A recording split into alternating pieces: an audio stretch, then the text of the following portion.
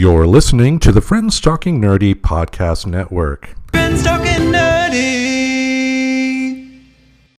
Yes, that's first applied hormones here second. So this year is going to be a really special year because I'm haunting for two, guys. You are? Yep. Nice. Congratulations. Oh, I've been waiting weeks to make that joke with you too. We've been plotting for weeks. So, yep, we've got a, there we go, there's Boo Baby.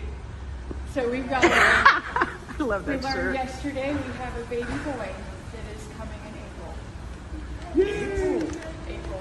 You learned this early now. Yeah, oh, you get a fix it. Sorry, I was so focused on telling them.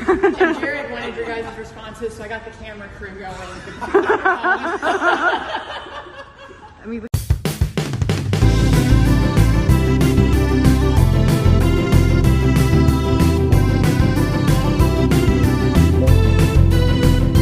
If your friends are nerdy and you are nerdy too, I wanna talk to you. Friends Talking Nerdy.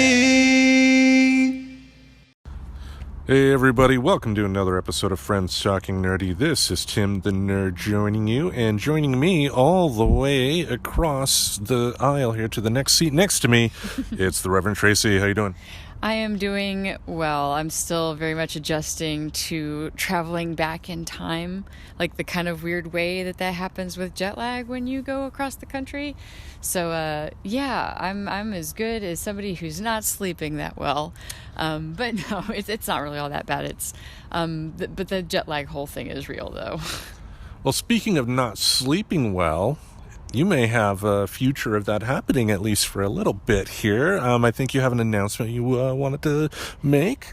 Yes. So basically, I've kind of gotten to this point where I've told enough people that I feel comfortable just kind of mentioning the fact that the Mr. Reverend and I are expecting the baby Reverend in spring to a podcast near you. Way too much information about a pregnant podcaster.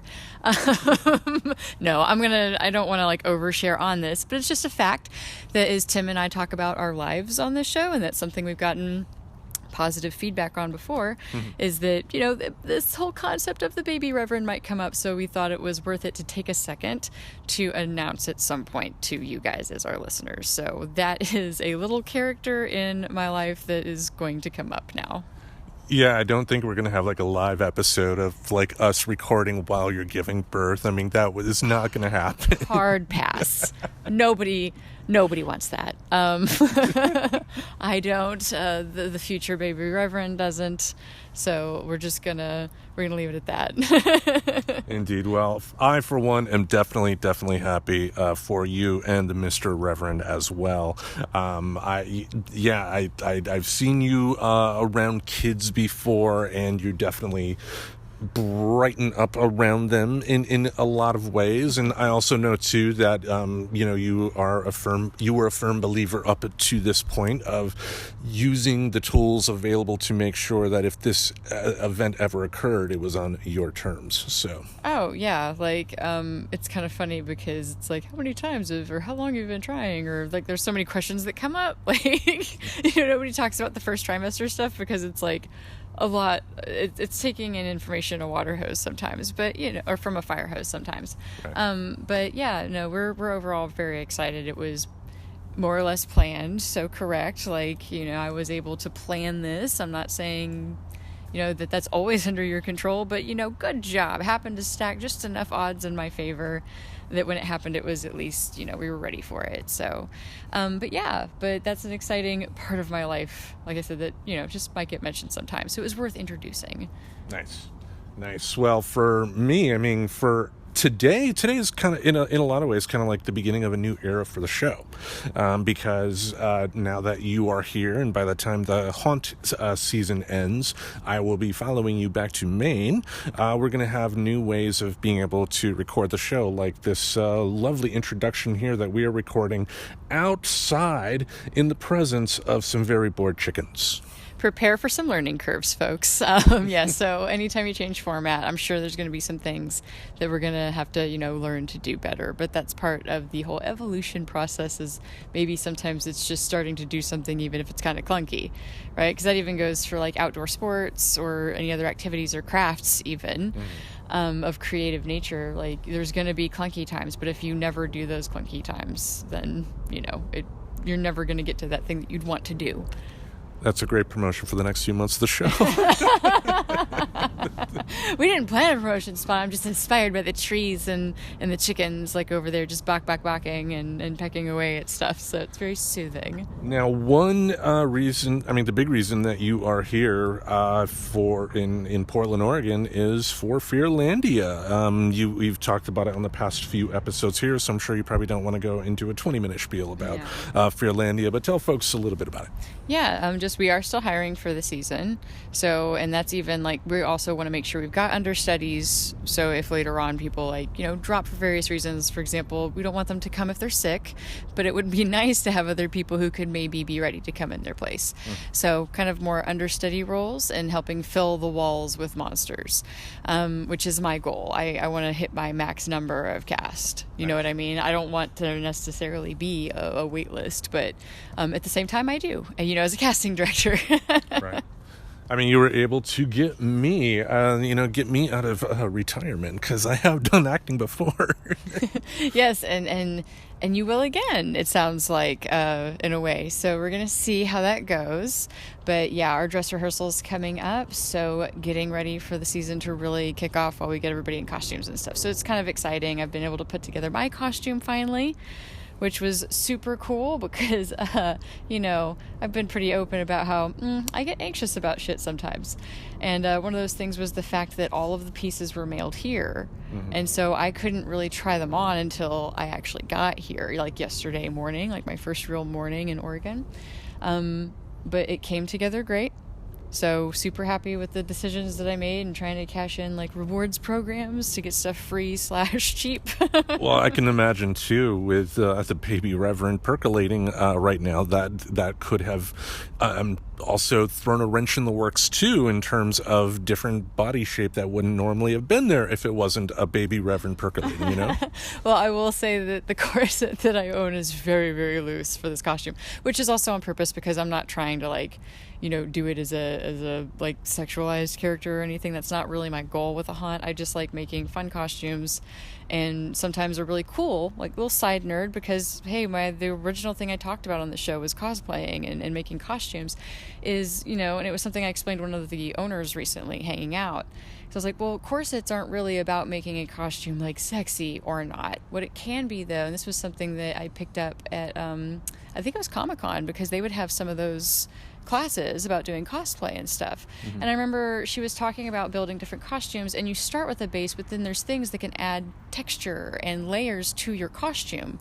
So sometimes a corset isn't meant to be cinched all the way tight. It's meant to just add a layer to a costume. So it's kind of creative learning those things across the different things I've gone through and being able to apply it again has been really fun. So super excited they all worked out though. Indeed. And for at least the next month here, you're definitely going to hear both of our experiences at Fearlandia. And I'm hoping too, because of me traveling to Maine, to have a show that we kind of work on in between that we release the week that I go, kind of detailing life at the haunt. I think that would be fun. Yeah.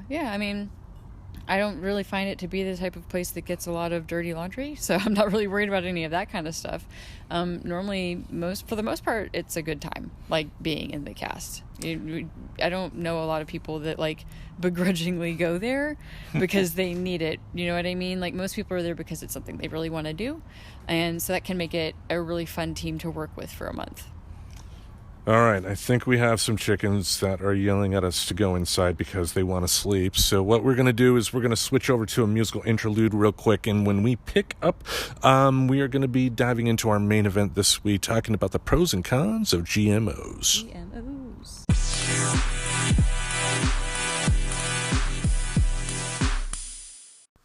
All right, we are back, ladies and gentlemen. Thank you for hanging in there with us. This week, we are going to be talking about whether genetically modified organisms should be grown. And I thought this would be an interesting topic to dive into, especially after the feedback we've had from listeners about vegetarianism the past couple of weeks. Right, and we've kind of not really intentionally done a theme. Really, we've talked a lot about health stuff, and I know GMOs is another one of those topics that comes up with health, much like, bottled water versus tap water, and vegetarianism versus a standard American diet. So, I think it's a topic definitely, it makes sense that we go into it, I guess, at this point. So, I'm ready to talk about it. I know I've heard a lot of stuff about GMOs, like pro and against, but it feels like it's kind of those far thoughts. So I will be interested to read kind of those top ones and, kind of see how I feel about it at the end of it. Because this is one that I honestly, if you ask me, should we grow them or not, the Reverend, I would be like, I don't really fucking know enough to tell you, like, if we should be doing them or not. Mm-hmm. So it's definitely something that, I feel cool that we're going to learn about it today, because that's something about this show. Yeah. And it actually got me a chance to look back on old episodes of Penn and Teller Bullshit. They had one of their episodes was about GMOs, and in fact they talked to a food expert in Portland, Oregon, of all places, and how that went. I mean, I didn't see it, so I don't know how that went. But yeah. Just a Portland food person here, being a Portland food person, like, this is so toxic. Why would anybody eat this type of food? Oh, gotcha. So kind of that far, like I said, I feel like I've heard a lot from the very polarized ends. Mm-hmm. So I'd like to see, what are they? Like, what's the arguments for both? Let me hear it out. So I can know what to say if somebody asks my opinion on this. Yeah, Tim, just do your job. Okay, pro number one here. Genetically modified crops have been proven safe through testing and use, and can even increase the safety of common foods. As astrophysicist Neil deGrasse Tyson explained, practically every food you buy in a store for consumption by humans is genetically modified food. There are no wild seedless watermelons. There's no wild cows. We have systematically genetically modified all the foods, the vegetables, and animals that we have eaten ever since we cultivated them. It's called artificial selection.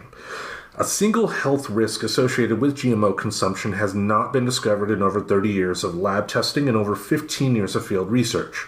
Martina Newell McLaughlin, director of the University of California System-Wide Biotechnology Research and Education Program, and I said that without stuttering, yeah. Good job.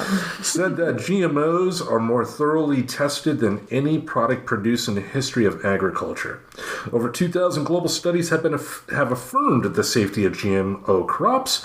Trillions of meals containing GMO ingredients have been eaten by humans, with 0 verified cases of illness related to the food being genetically altered. GM crops can even be engineered to reduce natural allergens and toxins, making them safer and healthier.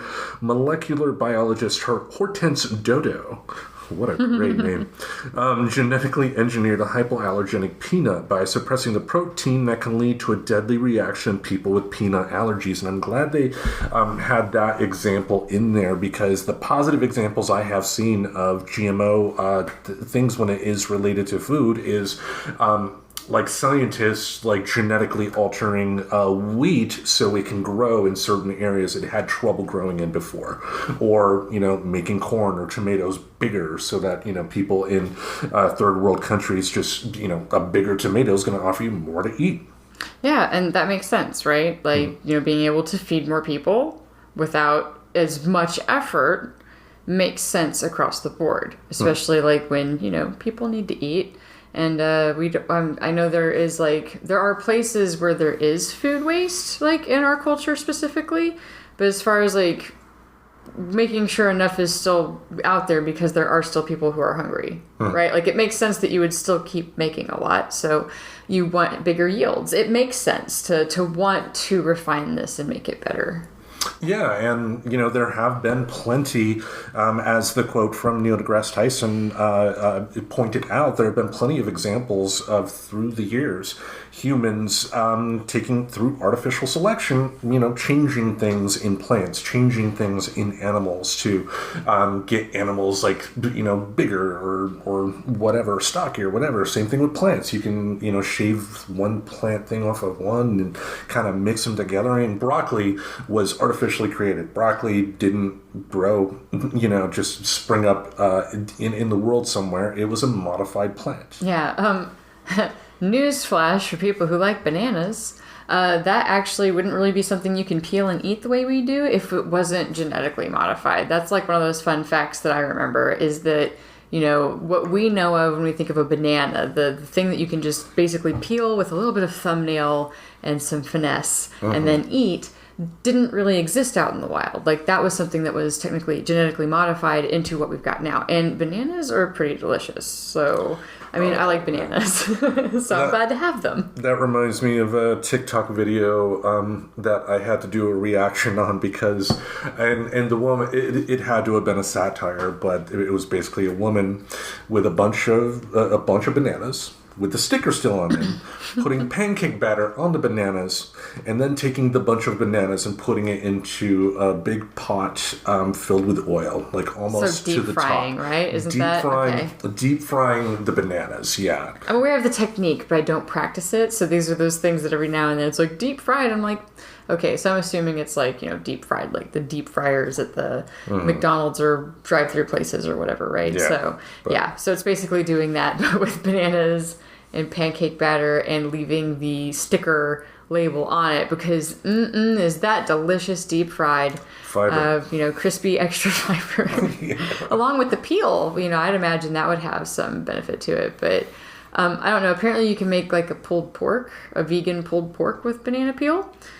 So I guess it's not bad to eat it, by the way. Yeah, and I think, doesn't banana peel, like, you can do the zest off the banana peel? You can do that off of orange and lemon. With orange, okay. For sure. I guess you technically probably could with a banana. I don't know. But the thing that you normally zest are like the citrus fruits. Okay.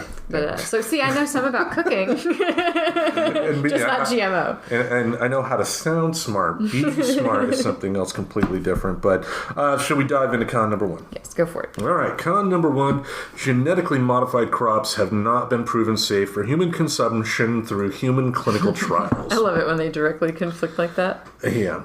Scientists still don't know what the long-term effects of significant GMO consumption could be. Robert Gould, pathologist at the UC San Francisco School of Medicine, said the contention that GMOs pose no risk to human health can't be supported by studies that have measured a time frame that is too short to determine the effects of exposure over a lifetime. Genetically modified ingredients are in 70 to 80% of food eaten in the United States, even though there haven't been any long-term clinical trials on humans to determine whether GMO foods are safe. According to the Center for Food Safety, a U.S.-based nonprofit organization, each genetic insertion creates the added possibility that formerly non-toxic elements in the food could become toxic. The group says that the resistance to antibiotics, cancer, and suppressed immune function are among potential risks of genetic modification using viral DNA. Megan Westgate, as executive director of the Non-GMO Project, explained, "Anyone who knows about genetics knows that there's a lot we don't understand. We're always discovering new things or finding out that things we believed aren't actually right. Because of the lack of testing, we may not have found the particular dangers in GMO foods yet, but that doesn't make them safe to consume." And makes you go touche. Yeah. Like, not wrong, right? Like, both were valid points, I guess, in the short-term studies, but if you haven't studied it for a lifetime, then you can't know. But I think, too, as the scientists did point out in there, I think this is a case, though, where we may be looking at scientists kind of hedging their bets. Scientists will never come out and say something is 100% great or 100% wrong. I mean, what they gave was the proper scientific answer. We don't have enough information yet. Yeah, we can't guarantee its safety, but there so far, at the same time, is no proof that it's actually bad for you either, it seems. Exactly. I mean, that's kind of where those two pros and cons meet in the middle, I guess. Yeah, because if there was like a massive outbreak in some disease related to some GMO-related thing that especially resulted in people dying, for instance, we would have heard about that. Right. Yeah. So, going into pro number 2, Let's if do you're it. ready for this. Indeed. So let me take a drink of water because, We're professionals here. I long covered up. day. Yeah. GMO crops lower the price of food and increase nutritional content, helping to alleviate world hunger. The World Food Program, a humanitarian organization between 720 and 811 million people, face hunger globally.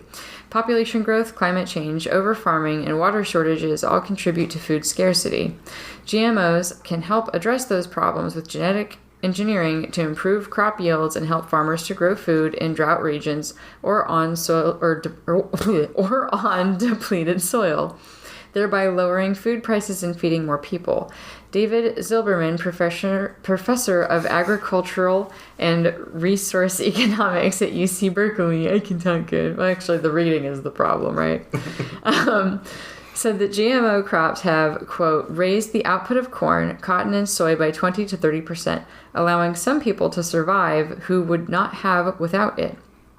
If it were more widely adopted around the world, the price of food would go lower and fewer people would die of hunger. To combat vitamin A deficiency, the main cause of childhood blindness in developing countries, researchers developed a GMO golden rice that produces a high level of beta-carotene.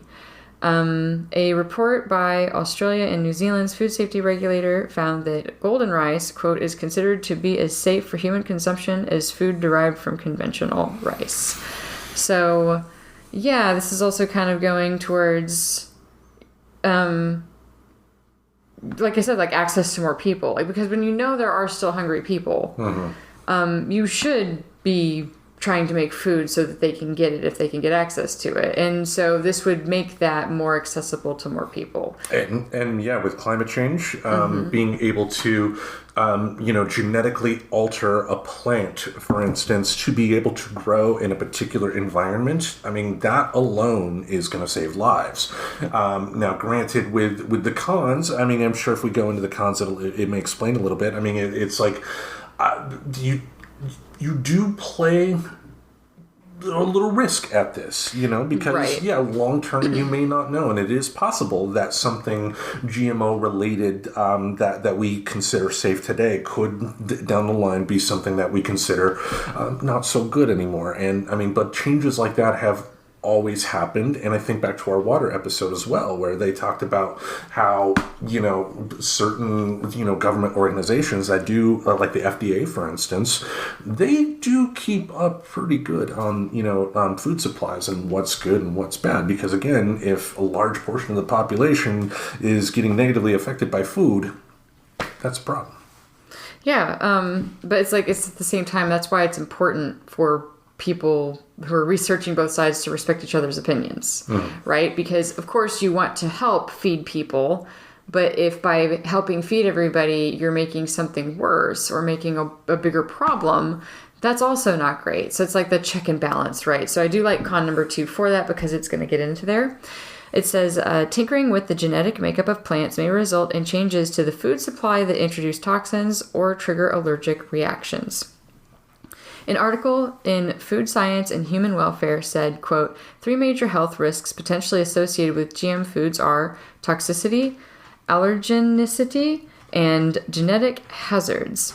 The authors raised concerns that the GMO process could disrupt a plant's genetic integrity, with the potential to activate toxins or change metabolic toxin levels in a ripple effect beyond detection. A joint commission of the World Health Organization and the Food and Agricultural Organization of the UN identified 2 potential unintended effects of genetic modification of food sources. There were higher levels of allergens in a host plant that contains known allergenic properties and new proteins created by the gene insertion that could cause allergic reactions. The insertion of a gene to modify a plant can cause problems in the resulting food. After Starlink corn was genetically altered to be insect resistant, there were several reported cases of allergic reactions in consumers. The reactions ranged from abdominal pain and diarrhea to skin rashes to life-threatening issues. So, yeah, okay, so this makes me go, is there proof or is there not proof that this is bad for us? Because at that point, that's some pretty hardcore correlation. Yeah, but is this also just a case of life being life? What do I mean by that? I mean, I'm sure. We have the story in here of the government stepping in because of the Starlink corn causing all that problems, and like take meat for instance. How many issues of meat where we had salmonella, like in chicken or something like that occur, and the government is on it, and then they have the company do a recall on that, and it's like, are we really? I don't think a person can honestly really expect, like 100% all this food will always be good all the time, and yes, with science, as we talked about, and as the Khan talked about as well, there could be some unintended consequences, and that is something that scientists should keep in mind, and maybe maybe that would be solved by like trial location, like they do with like fast food, for instance. If they want to test a new sandwich, they will have like certain areas in the country that they will try it first, and if it's successful, go from there. Kind of the same thing there. So it's like I don't know if the people that came up with this con realized that the con wasn't really supporting what they were trying to say. Yeah. So, basically it goes back to, I want there to be more honest discourse between the science and things, so that we can at least try to like troubleshoot and avoid some of it where we can. But of course, there's an inherent risk anyway. Like, you can also develop an allergy to something just by having it way too much at some point. Like, it doesn't necessarily, like, I don't think all cases of developing an allergy are necessarily linked to GMOs. Yeah, and, like, if we're, depending on the type of allergy here, if we're talking not like a life-threatening allergy like some people with peanuts or something like that, is that a trade-off that we're willing to make in terms of having more food available that may give people a lower level allergy potentially, right? I don't know. Anyway, let's dive in here to the last pro and con. Pro number 3: growing GMO crops leads to environmental benefits such as reduced pesticide use, less water waste, and lower carbon emissions. The two main types of GMO crops in use are bioengineered to either produce their own pesticides or to be herbicide tolerant. More than 80% of corn grown in the U.S. is GMO BT corn, which produces its own insecticide. I'm not going to attempt that name. This has reduced the need for spraying insecticides over cornfields by 35%, and dozens of studies have shown that there are no environmental or health concerns with BT corn. Drought-tolerant varieties of GMO corn have been shown to reduce transpiration, evaporation of water off of plants, by up to 17.5%, resulting in less water waste. Herbicide-tolerant GMO soy crops have reduced the need to till the soil to remove weeds. Tilling is a process that involves breaking up the soil, which brings carbon to the surface. When that carbon mixes with oxygen in the atmosphere, it becomes carbon dioxide and contributes to global warming. Reduced tilling preserves topsoil, reduces soil erosion and water runoff, keeping fertilizers out of the water supply, and lowers carbon emissions. The decreased use of fuel and tilling as a result of growing GM crops can lower greenhouse gas emissions as much as removing 12 million cars from the roads each year. The global population is expected to increase by 2 billion by 2050. Andrew Allen, a plant biologist at the University of Auckland, explained, so where's that extra food going to come from? It can't come from using more land, because if we use more land, then we've got to deforest more, and the global temperature goes up even more. So what we really need is more productivity, and that in all likelihood will require GMOs. And I think that is a good point, because take pesticides alone. Look at the company Monsanto, and a lot of the poisons that they come up with to do whatever they do. But if we can genetically alter a plant so we can use a lot less of that, I would think that is a trade-off that most people would be willing to take. Yeah, and this kind of even goes back into some of the ways that it makes it cheaper, right? Because if it's using less water, well, that means it's less expensive to produce as well. So it kind of makes sense to me, because not only is using water, like a lot of it, expensive, it's also detrimental to our environment. So, of course, anything that would encourage less water use is going to positively affect the environment. Especially in desert areas. I mean, the fact that we have scientists that can alter these plants so they can grow in areas that they normally would not grow. I mean, that is a positive. Now, to be fair, of course, there could be negatives that come along the way, but that if you have a government in place that is routinely, monitoring that, it shouldn't be as much of an issue. Now, another thing that people may say is that maybe that's not going to be as big a deal in the United States, but what about a third world country? Those people are going to be a little bit more at risk, and I guess that's a fair point. Yeah. This goes into this is one of those pros arguments that I have heard before. Like, that's not like the necessarily far side, like I said, some people can be, but this was one of the more reasonable ones that I feel like I've heard before. This and the price of food even are common pros that I feel like, those made sense to me. Indeed. All right, let's wrap things up here by diving into con number 3. And for looking at the Reverend right now, and the Reverend is trying very hard to stay awake because the Reverend's fighting jet lag. I'm still working on it, folks, but yes, I'm also trying to pay attention. Yes. All right, con number 3. Certain GM crops harm the environment through the increased use of toxic herbicides and pesticides. An epidemic of superweeds has developed resistance to the herbicides that GM crops were designed to tolerate since herbicide-resistant GM crop varieties were developed in 1996. Those weeds choke crops on over 60 million acres of U.S. croplands, and the solution being presented to farmers is to use more herbicides. This has led to a tenfold increase in the use of the weed killer Roundup, which is made by Monsanto, the largest GMO seed producer. The increased use of the weed killer glyphosate created by Monsanto to kill the weeds that compete with crops can harm pollinating insects. Scientists blame Roundup, the active ingredient of which is glyphosate, for a 90% decrease in the U.S. monarch butterfly population. The weed killer potentially creates a health risk for humans who ingest traces of herbicides used on GM crops. When glyphosate is used near rivers, local wildlife is impacted, including a higher mortality rate among amphibians. A report from the Canadian Biotechnology Action Network found that herbicide-tolerant crops reduce weed diversity in and around fields, which in turn reduces habitat and food for other important species. Melissa Waddell, editor of Living Non-GMO, explained most GMO crops are engineered for herbicide resistance, so fields can be sprayed liberally with weed killers that eliminate everything but the cash crop. Weeds are a huge problem for farmers. They compete with cash crops for nutrients, water, and light, but diverse plant life also protects the soil from erosion and nutrient loss. It supports the pollinators and other beneficial insects that do so much of our agricultural labor. While welcoming the weeds isn't a practical solution, neither is wiping out plant life with toxic chemicals. Between herbicide tolerance and built-in pesticides, GMOs are a double-decker biodiversity wrecker. And I can see where that would be a problem, yes, but I do believe that this would be more along the lines of your industrial farms. Right.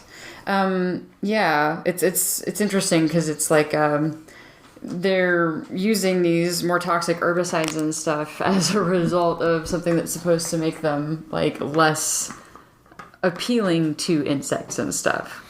So yeah, it's almost like you're having, because maybe it works temporarily, and then they have to make something stronger when the bugs develop a way to still eat it. I'm wondering, that's interesting because it seems to imply that that's like an ever stacking problem. Kind of like antibiotics, if you think about it in a way too. Just like over time, antibiotic A for problem B will tend to not necessarily work anymore, and scientists have to scramble and find another solution to solve that problem. Viruses do mutate, and I can imagine it's the same with weeds. For farmers, I can see where that would be a huge problem, dealing with weeds and having them, take resources and all that. But I think, again, if we are talking about industrial farms doing this more so than the other farms, I mean, that would be something that in a perfect situation, well-regulated government would make sure wouldn't be as much of an issue, I guess. But, it's like I can see their point in this con. Just the idea of, like if you're planting corn, making it to where the corn doesn't react to the pesticide that you are using to kill everything else. Yeah, I got a problem with that, Yeah, exactly. Like if it's just going to keep making it an ever-growing issue. If you're always going to have to be modifying it more because it needs to become even more insect resistant, to not use the pesticides that then have to be made stronger once the insect resistant GMO thing gets like worn off. I guess not worn off is the right term, but you know what I mean, I think. I mean, if anything, that would be an argument for if you're going to have big industrial farms, why not have them like, in an enclosure of some sort, to where they wouldn't have to deal with weeds. It would be temperature controlled at all times. I can imagine the cost for that far outrun the cost of, just a regular traditional farm. I'm not stupid, but, in a perfect world, that, would be a place, but, we'll leave that logistics for somebody else. But that is GMO stuff. And like, I think there are a lot of benefits that GMO food bring to the world that I am in favor of their continued use, because as Neil deGrasse Tyson pointed out, we've been doing this with plants and animals for years anyway. Yeah. But it's just a matter of making sure that the scientists involved and the businesses involved and the government are just being responsible. Right. And I think I'm kind of at a point where it's like, I would agree with maybe proceeding in caution, right? Like be open to the studies that show where it's harmful so you can be able to pivot and prevent certain types of outbreaks and things from happening and allergy reactions. You know what I mean? Like I think anything gets kind of dangerous and scary when any one side just completely heel digs and refuses to listen to the other in these situations, because if there's science that backed both sides, well, that means we need to be listening to both sides to get to the answer that's going to hurt less people.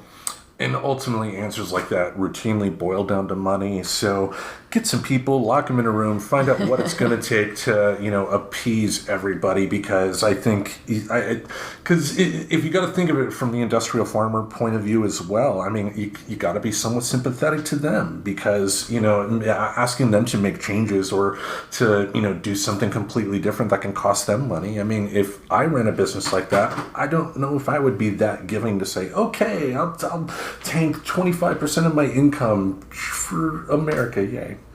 Yep, basically. So yeah, I'm not wanting to shut them down, but I'm not saying we should necessarily like completely overdo it with it, I guess. But proceed with caution. I guess that kind of that sums it up well. Indeed, because we are talking about people's health here. But I think that will wrap it up for us here. The Reverend is like yawning like crazy, so it's like, please wrap it up, Tim. Oh no, I'm fine. I'm just like it's like the sun's coming down and I'm feeling the need to go to sleep. Indeed, and it can be kind of quiet out here in the countryish areas of Portland, Oregon. So I think we will wrap it up here, as I mentioned. But Fearlandia one more time. Oh, yep, Fearlandia. So we have our opening weekend on October 7th. So we're not open yet, but if you're interested in acting in a haunted house, please do feel free to head over to fearlandia.com and you can find the way to apply there. And there's also a job posting on our Facebook page. It is pinned to the top of the page this season. Yep, and even more helpful, if you go into the show description on the podcast player you are listening to the show on, the link is there as well. Yep. I'm ready for it if you guys want to bring it on. Indeed. And we thank you all for listening. Every Saturday we'll have something in this podcast space to entertain your ear holes. Until we meet again, we bid you adieu. I'm podcasting for 2 now. And they'll beg for their